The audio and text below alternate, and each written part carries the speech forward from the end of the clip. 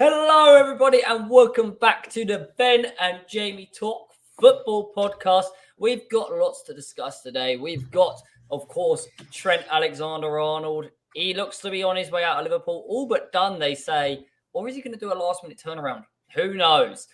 We've also just had a lovely, long international break. It feels like it has been forever. But the FA Cup is back to save us this weekend. So, some things to look forward to. I think we'll leave the FA Cup till last. The best till last, maybe. I suppose we should. There's only one place to start, and that is the talking point of the week. Trent Alexander Arnold. Real Madrid have been pursuing him actively kind of for a year and a bit now. Obviously, they're officially allowed to talk to him now. Officially, I don't believe for a second that they haven't talked to him before his 6 months on record. I guarantee Jude has definitely said a word or two. And it looks now, after some tweets and comments from Fabrizio Romano, that Trent Alexander-Arnold will be joining Real Madrid at the end of the season. What do you think of it, Ben? So, my thoughts are really split into two on it. Because I'm taking the lead of, I think from Madrid, obviously they're self-entitled to... I'll just pause a second while. Yep. No, just keep going. I'm not cutting her out. Yeah, I think they're obviously self-entitled to speak to him. Obviously, all that. But from a Liverpool point of view as well, a local lad who has obviously won every single thing. It's not... For God's sakes. Beb, I'm literally recording. Keep going. Yeah, a local lad who has won the Champions League, Premier League. Looks like he's going to win the Premier League again. Leaving for free at 25 or 26 as well. It's not like a good look, especially for someone who wanted to stay as a captain, which says it all. But do you know, it is such a hard thing because can you really hate on him for going to Madrid? Yes. Because obviously, from that point of view, Madrid did offer money last season for him. It weren't this January. This January. It might have been that. So, obviously, Trent wants to go. The only thing you can argue, if he locked into a contract, signed a 5-year deal, and they offered money and Liverpool rejected it, then he'd be stuck at Liverpool, and then he's lost that dream of going to Real Madrid, which I think every single player, regardless of where, it's Barcelona or Madrid for me, the two teams you'd want to play for. And I think going to the biggest club in the world, you can argue what Liverpool are up there. Madrid are the biggest by far. I mean, absolutely biggest. So you can't hate on that, but I get why Liverpool fans are annoyed about it. Because it is for free, a local lad as well. So it's not like a Rudiger situation. It's more of a, if Mason Mount or... I don't know, that it's not that type of pedigree. So for Chelsea, it's such a weird one. I suppose Cole Palmer. Not even that, because he's not a local lad. But Lampard maybe. Young Lampard. I'll put it this way to you, and I'll pose another question in a little bit. Say your knee didn't get injured and you made it pro, because we all know that's what happened to you. You were going and you're on your way to Chelsea. You made yourself into the Chelsea team. You've been played. You have won everything. You've won the exact same amount as Trent has won. Yep. You're 26. You're a Chelsea fan. You're playing for your club. Real Madrid come in, or you can stay at Chelsea because they want you. Which one are you taking? Camera's gone.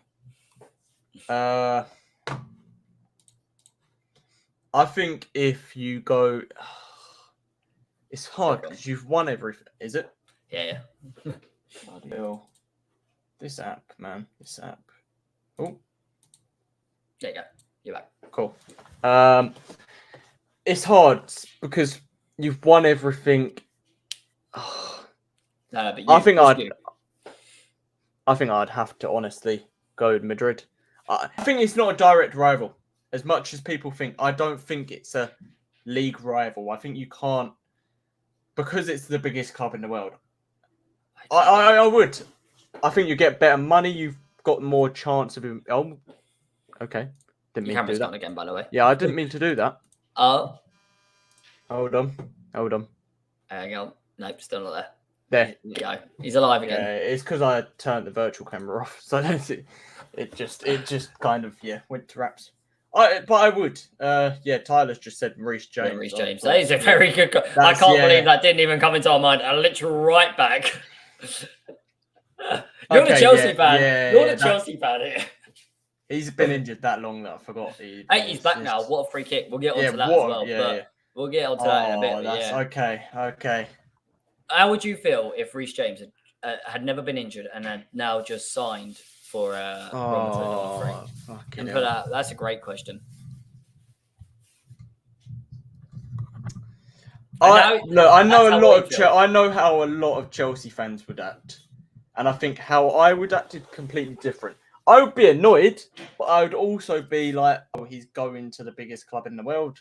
So, in a way, fair enough. But I would argue that leaving for free is a bit of a snaky thing, in my opinion.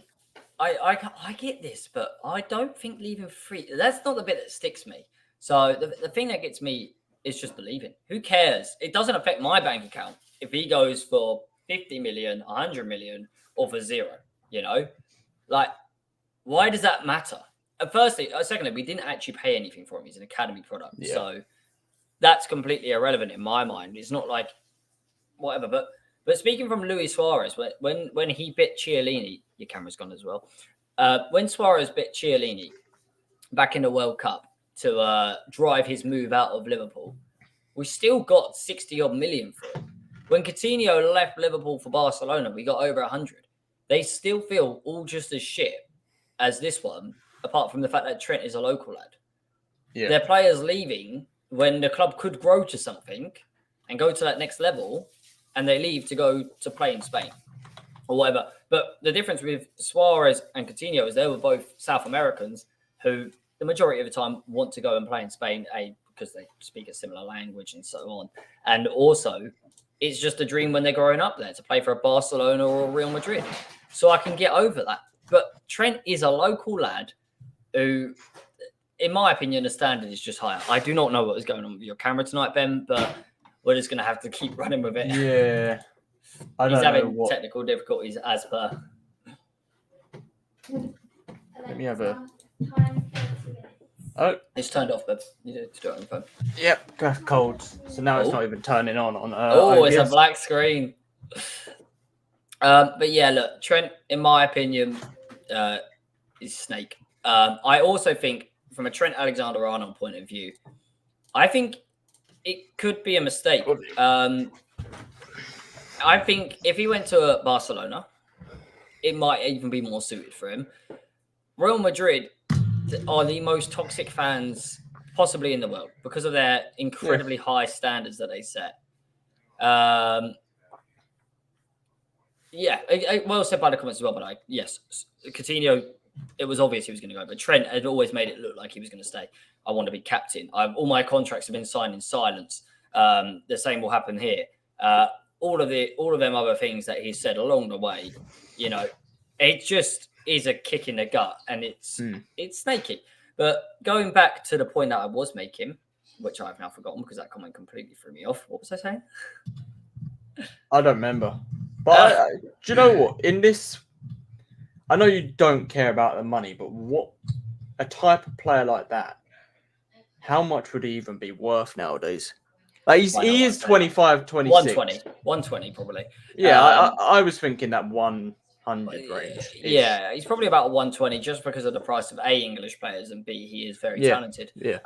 The point that I was making is that Real Madrid fans are the most toxic fans in the world, I would argue.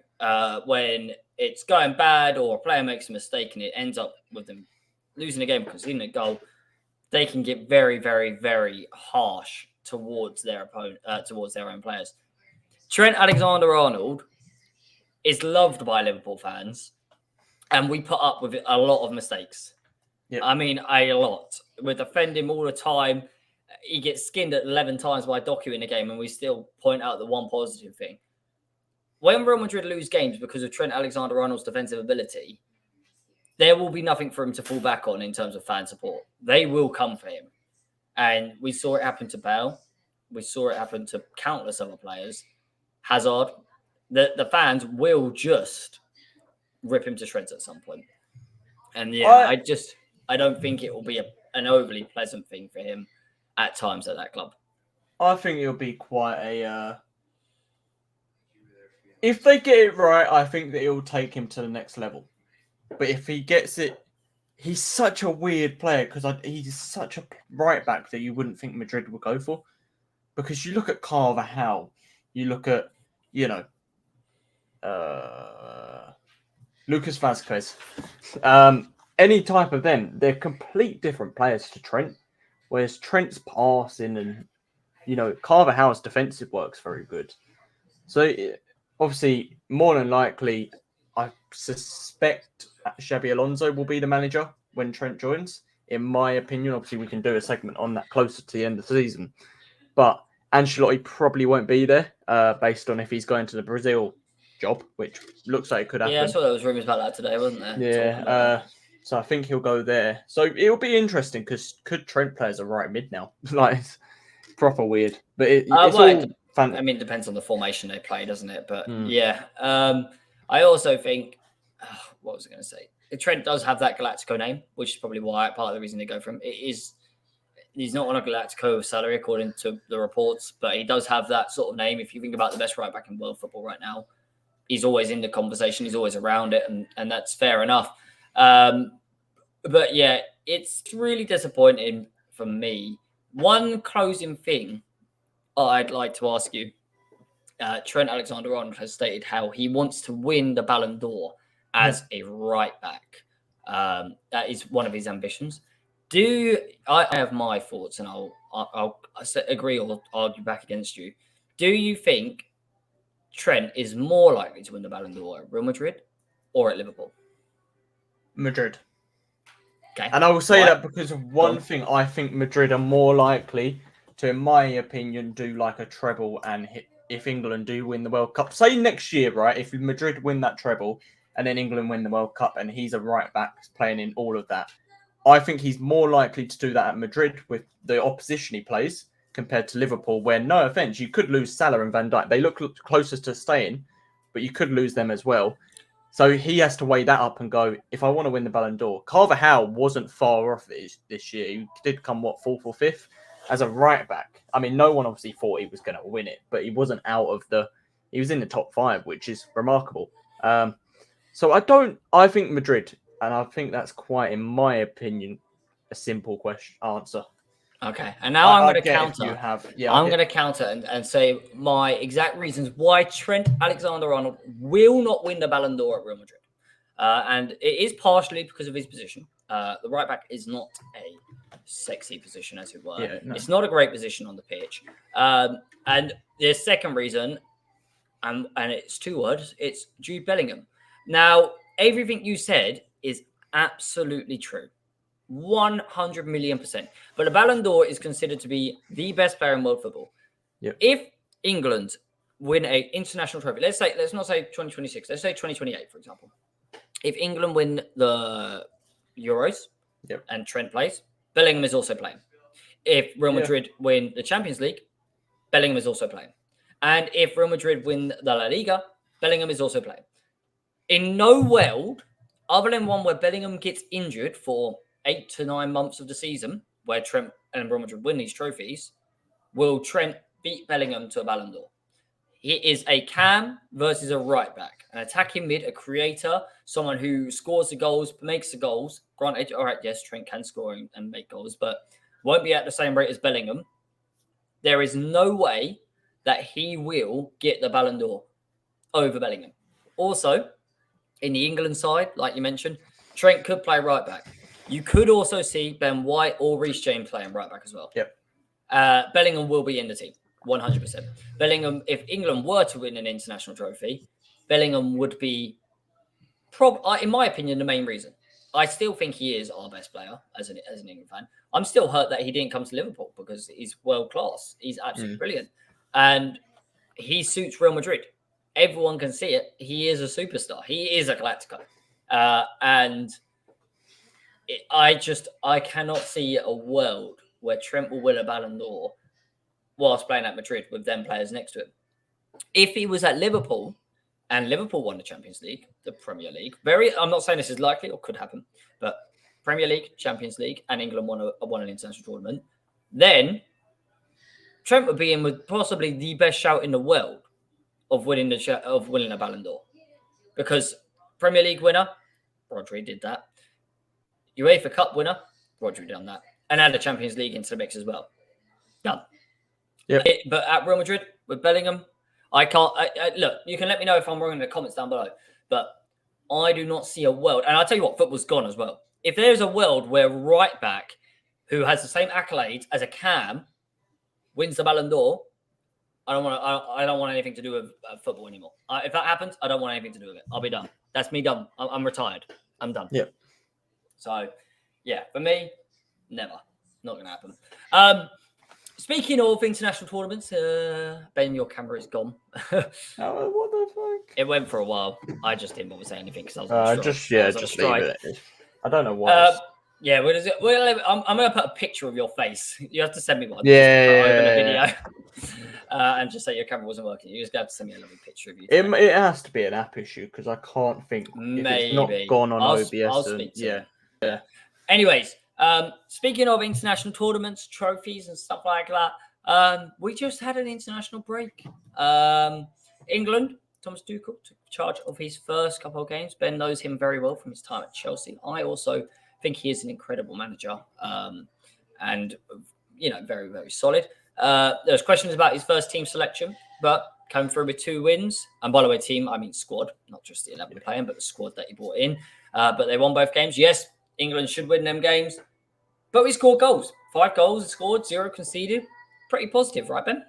Yeah. I thought the team as a whole, both games, just played well. Lewis Skelly took his goal really well on his debut. Youngest ever player to score on his debut now for England. Reece James's goal, beautiful. Best right back in the world. But, Tuchel, I think these types of games are the ones you expect him to win anyways. They don't really matter. It's going to be the hard games when we get to the World Cup next year that are really going to matter. You can win, your 8 games now and then go out in the groups. It means absolutely nothing. And the group we got dealt, Albania, Latvia. Albania are the only hard team, aren't they? Yeah, Serbia are right, but the other 2. But Albania are the only if you think back to the Euros just gone, I think Albania are the only ones who at times showed a little bit of fight. And I mean, you're right, we should walk it. Obviously, one thing you need to think with him as well, he's not had his full team available. No. A lot of injuries, obviously. So a lot of players calling in sick because they don't want to get injured for the end of the season as well. Part of the thing that happens. Don't know who done that. Certain players.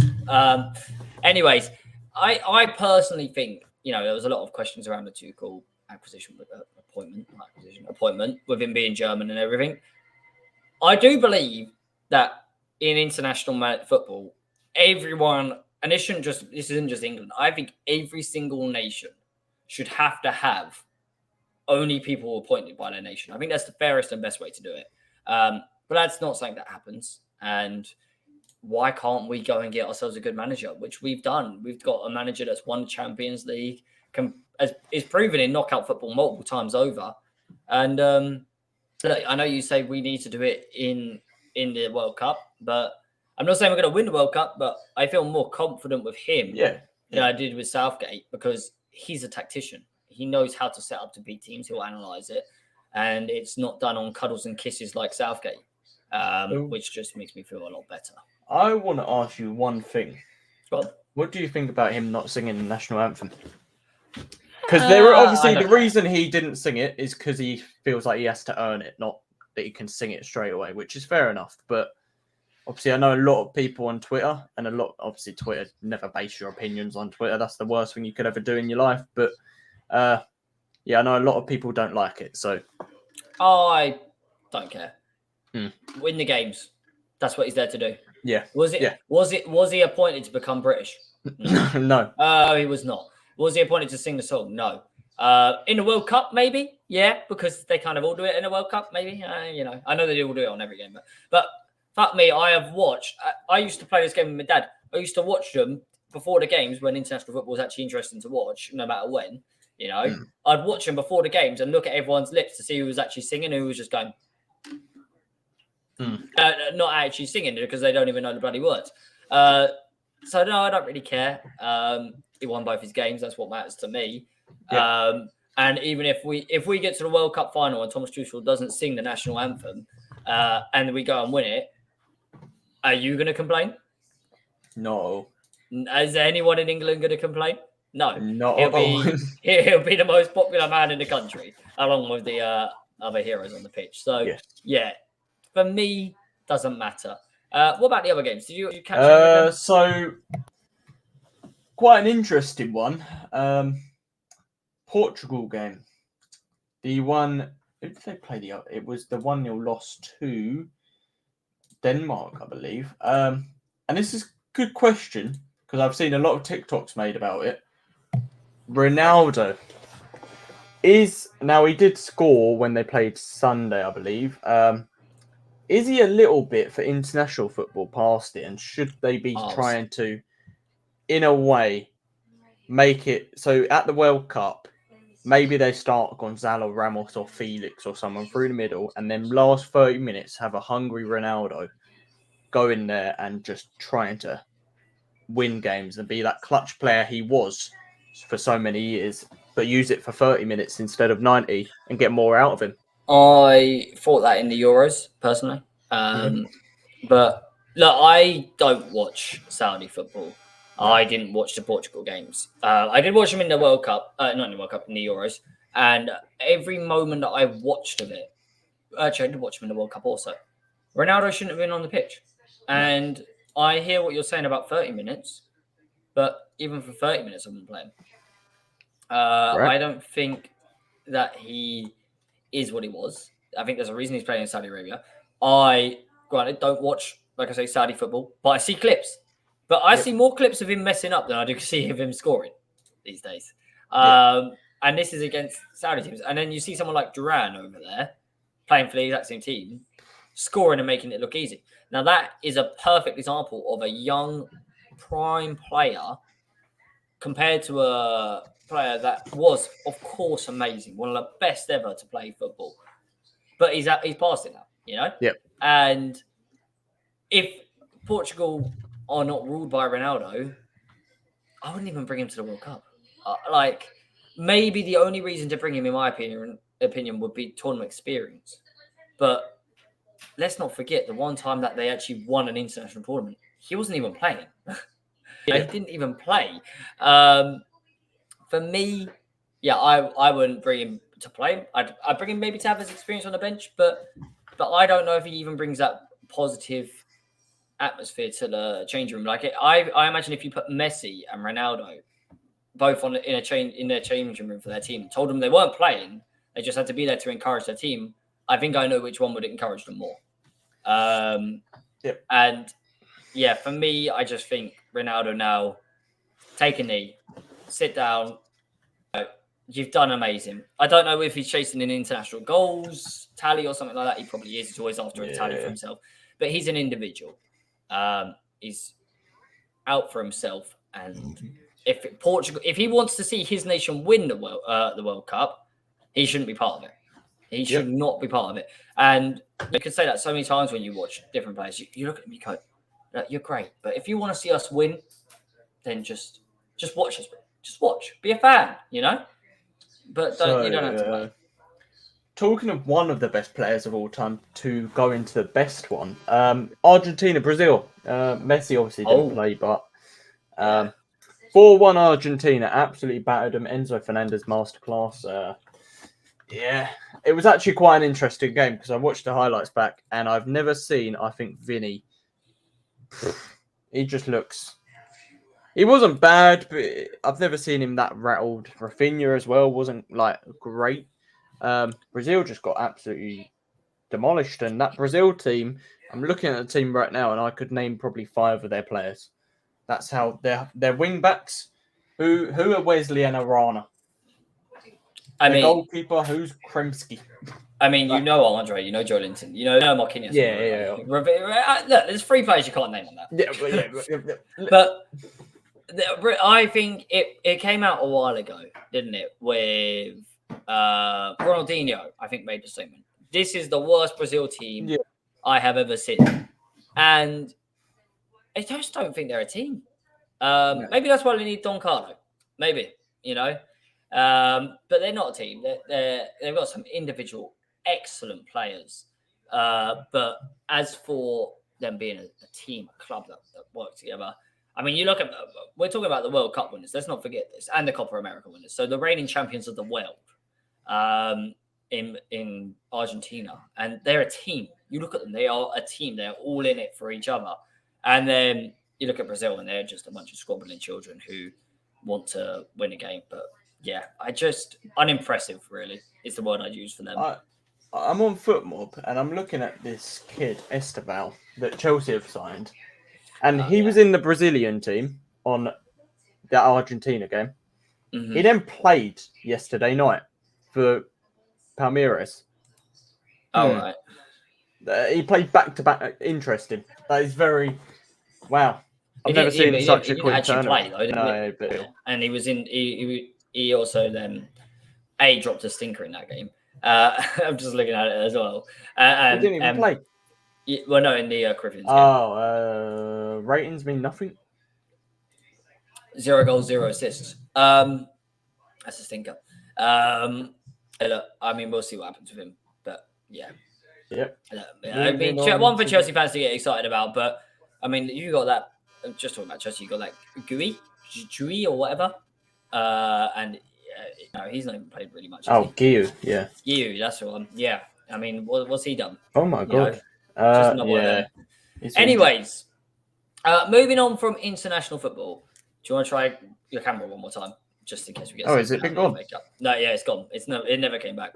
Remember, we said we weren't going to bother. Back? Nope. Let me go quickly change it to. Hold on. Turn this off. Yeah, you're back. You're here. Huh? You're here. You are in. Really? My screen is black for me. Oh, I can see. Ben, can I just ask a question? Can you hear the iPad in the background with a TV show on? No. Okay, good. All right, good. What the? No, it's all good. You're gone now, by the way. Yeah, I don't know why my thing's properly bugging out. We could always leave and you join back quickly. Still one of the going back about a comment from the chat here. He's still one of their best attackers. Look, let me just leave quickly and jump back. Let me address this comment. Yes, all right, I understand the argument that Ronaldo may be one of the best attackers for Portugal, but in my opinion, they've got two others who are better in Andre Silva. Is that his name? No. What's the? It's got Gonzalo Ramos and Diego Jota. They're both better players, in my opinion. And we're talking about a striker. Ronaldo's not a winger anymore. He doesn't have the pace. So yeah, I'd go for both of them ahead of him. Andre Silva, I think, is a striker as well, but still probably better than Ronaldo. At least he's playing in a competitive league. Your camera's not there, by the way. What? It's there for me. It's not there for me. What is going on? Seriously? Yeah. Seriously. What? I'm so confused.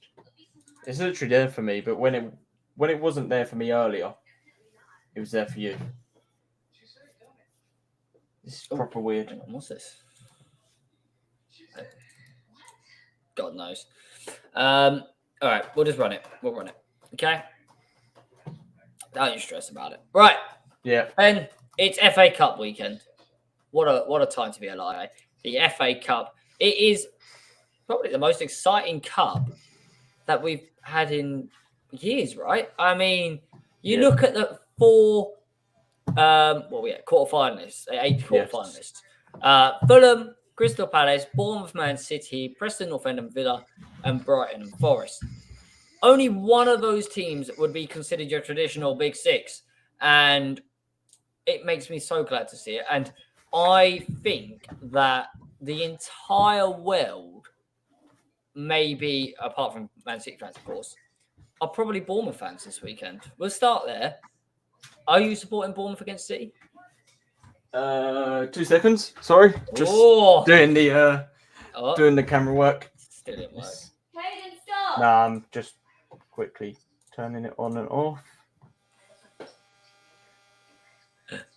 I'm just gonna have Okay, a hold on. your face. Hey, he's there. There we go. Yeah. All right, Okay. wait, hang on. All right. If it doesn't go, let me re-intro this. The FA Cup weekend is here. It is maybe the most exciting FA Cup weekend we have ever had, as we are now in the quarterfinals with Fulham, Crystal Palace, Bournemouth, Man City, Preston North End, Aston Villa, Brighton, and Forest.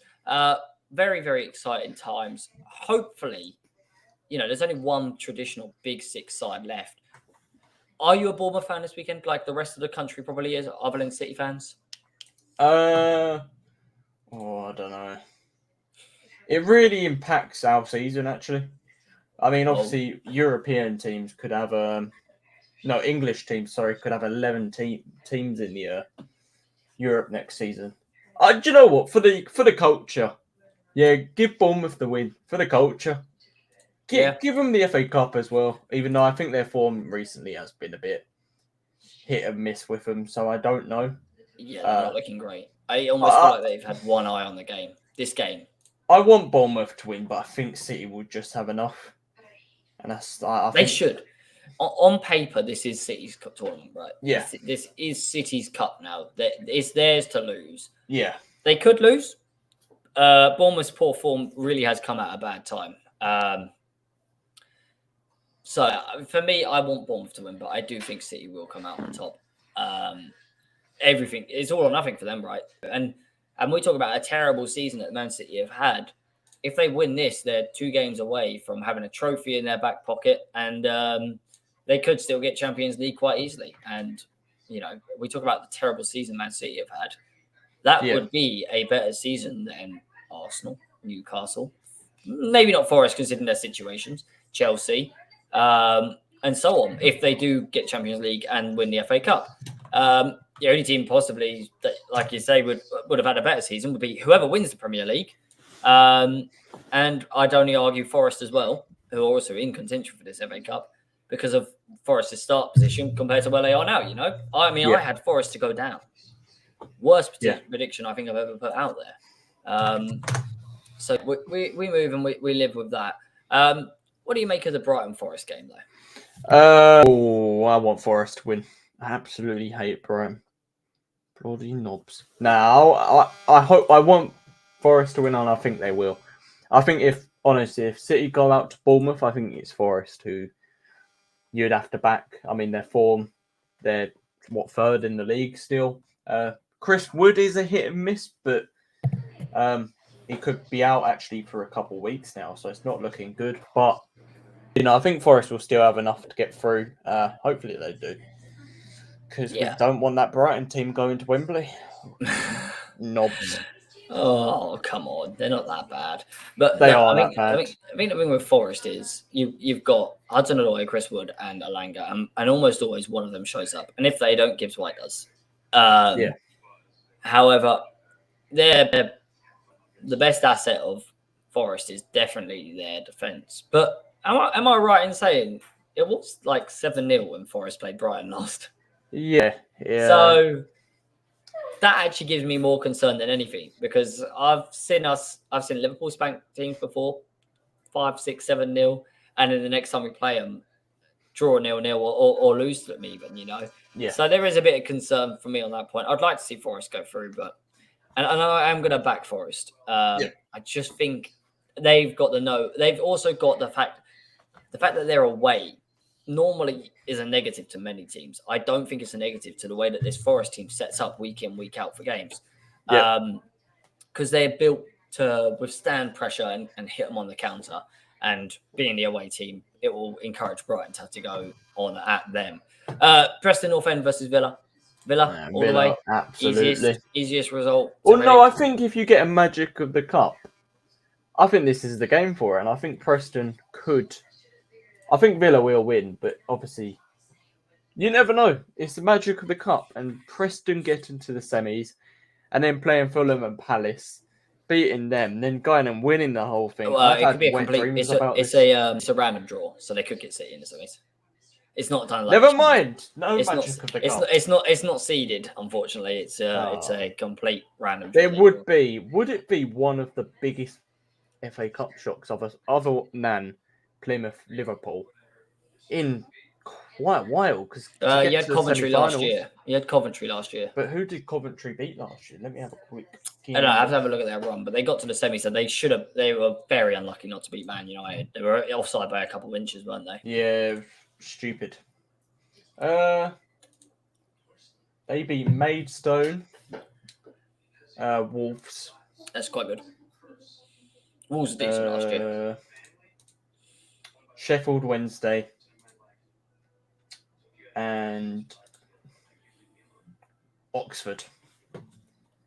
Albeit getting Maidstone in the quarterfinals. That's a nice tie. Yeah, they had some decent ties. So, but they still got to the semi-finals, so they still had their Wembley dream. But yeah, I think Villa will win that. And then last but not least, we got Fulham versus Palace. Now, for me, you talked about the magic of the cut wet dream. I mean, look, either one of them teams to see them in the semi-final will be a big smile on my face. Yeah. I think I could be mistaken, but Liverpool, I believe, had Fulham 2 seasons ago or a season ago in the Carabao Cup semi-final. Not quite the same because you go to Wembley in the FA Cup, but I remember sitting there and thinking, you know what? It's nice to see a team like Fulham doing well in these cup tournaments where it can mean so much. Yeah, a good chance for Fulham again. Being at home, I think, whereas we said it might suit Forest being away, I think it definitely suits Fulham being at home against Palace. Very, very handy for them. Do you think Palace have got enough to get through them? Oh, I can't back Palace. I can't back them against my West London boys.